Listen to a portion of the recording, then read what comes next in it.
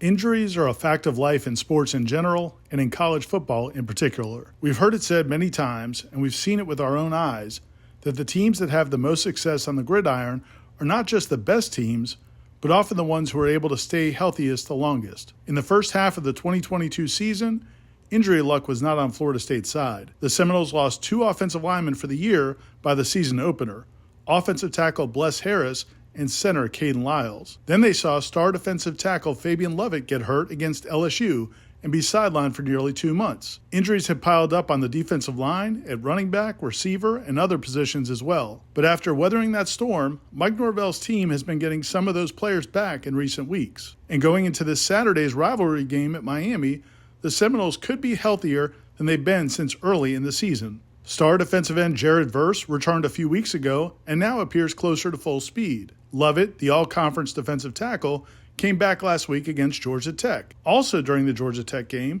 the Seminoles celebrated the return of backup running back C.J. Campbell, who was thought to be lost for the season. Campbell came back way ahead of schedule and actually rushed for a touchdown against the Yellow Jackets. This week, the Seminoles got even better news when leading rusher Trayshawn Ward returned to the practice fields. When Ward was sidelined with an upper body injury last month at North Carolina State, there was concern it might be season-ending as well. Instead, it likely will be just a 2-game absence. Ward, who leads the Seminoles with 488 rushing yards and 3 touchdowns, has practiced this week and is now expected to play Saturday at rival Miami. He looked good, yeah. It was good. He got in. As of right now, something negative would have to happen for him not to play. I feel very confident where he's heading.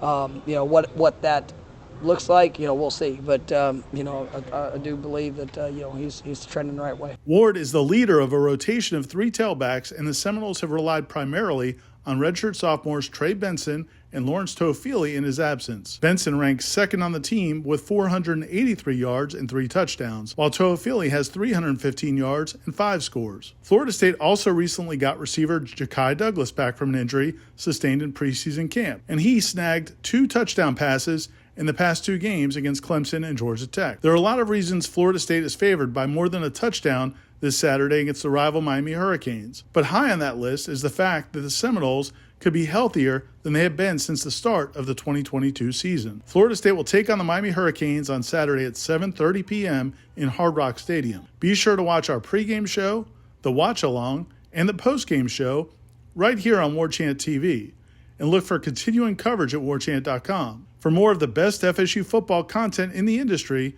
make sure to subscribe to Warchant TV by hitting that big button below. It's absolutely free. And for more in-depth coverage on this topic and so much more, head to warchant.com. You can sign up for just $10 for a full calendar year. This is Ira Schofel, managing editor of warchant.com.